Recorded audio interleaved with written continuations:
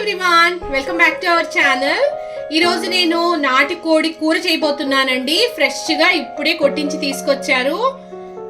ఎలా చేయాలో చూపిస్తాను. ఫస్ట్ మనము ఈ నాటుకోడిని చక్కగా కడిగేసుకుని పసుపు ఉప్పు వేసి కలిపి పెట్టుకుందాము. పసుపు వేసి కడుక్కోవడం చాలా ముఖ్యం అండి. బ్యాక్టీరియా ఏమన్నా ఉన్నా కూడా పోతుంది. నీట్ గా క్లీన్ చేసుకున్నాక చూపిస్తాను. ఇక్కడ నేను చికెన్ బాగా కడిగి పెట్టుకున్నానండి.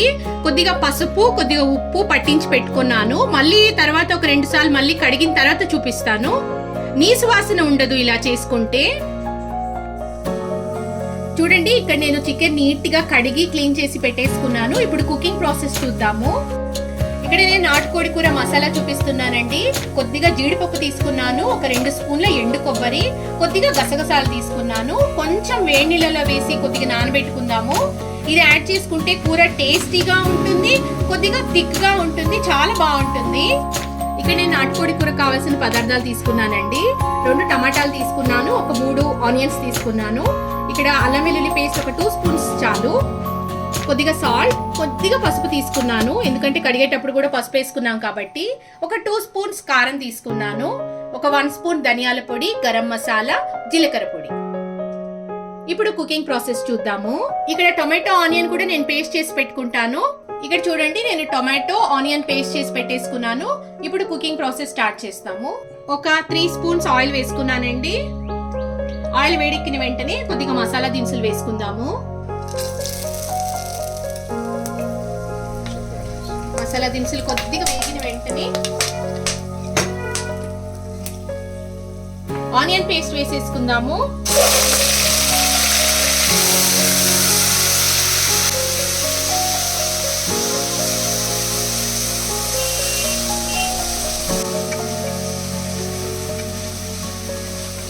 ఆనియన్స్ వేగాయండి. అల్లం వెల్లుల్లి పేస్ట్ వేసుకుందాము. నేను ఒక 2 స్పూన్స్ వేస్తున్నాను అంతే. అల్లం వెల్లుల్లి పేస్ట్ బాగా వేగాలండి.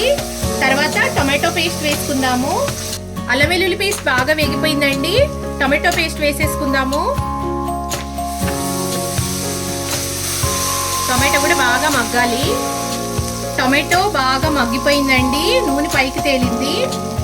ఇప్పుడు కారము, కొద్దిగా పసుపు, ఉప్పు వేసేసుకుందాము. అలాగే ధనియాల పొడి, గరం మసాలా, జీలకర్ర పొడి కూడా వేసేసుకుందాము.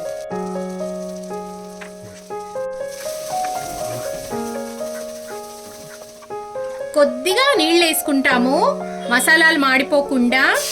కొద్దిగా మసాలాలోంచి పచ్చివాసన పోయేదాకా ఇలాగ వేపుకుని తర్వాత చికెన్ వేసేసుకుందాము.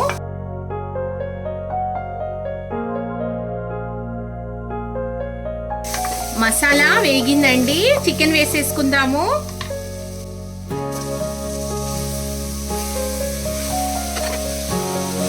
ఒకసారి బాగా కలుపుకొని మూత పెట్టుకొని ఒక 5 మినిట్స్ ఇలాగే మగ్గించుకుందాము.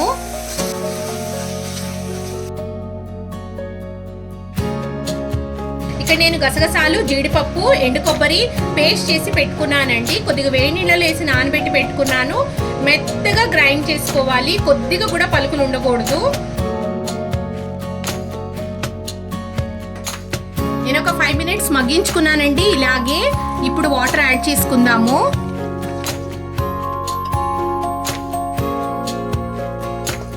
నేను ఒక 2 గ్లాసులు నీళ్లు వేసుకుంటున్నాను.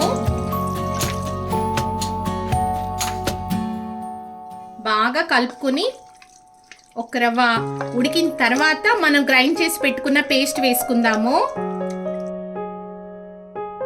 మీరు కూర కన్సిస్టెన్సీ చూసి నీళ్ళు యాడ్ చేసుకోండి.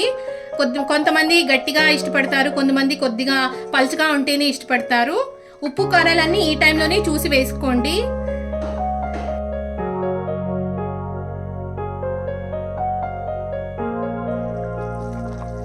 బాగా తెరులుతుందండి కూర.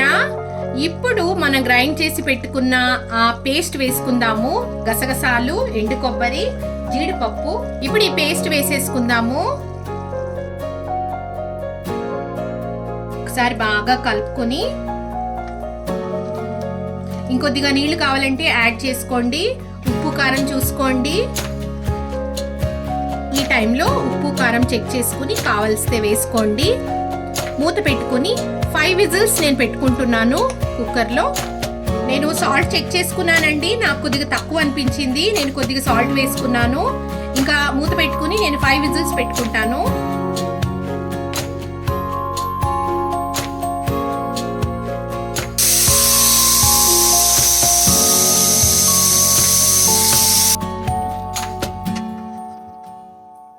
ఇప్పుడు కొంచెం సిమ్లో పెట్టుకున్నానండి, నేను ప్రెషర్ పోయింది.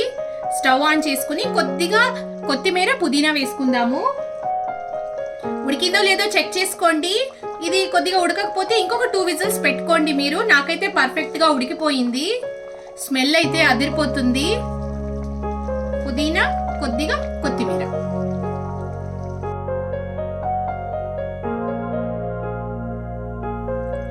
కూర రెడీ అయిపోయిందండి, స్టవ్ ఆఫ్ చేసేసాను. ప్లేటింగ్ చేసుకున్నాక చూపిస్తాను. ఈ నాటుకోడి కూర కాంబినేషన్ గా నేను గీ రైస్ చేశానండి. ఆల్రెడీ మన ఛానల్లో ఉంది గీ రైస్ మటన్ కూర చేశాను నేను, ఆ వీడియో కూడా పెడతాను, మీకు ఇష్టమైతే చూడండి. చూడండి నేను ఇక్కడ ప్లేటింగ్ చేసేసుకున్నాను. కూర చాలా బాగా కుదిరిందండి, మీరు తప్పకుండా ట్రై చేయండి, చాలా చాలా బాగుంటుంది.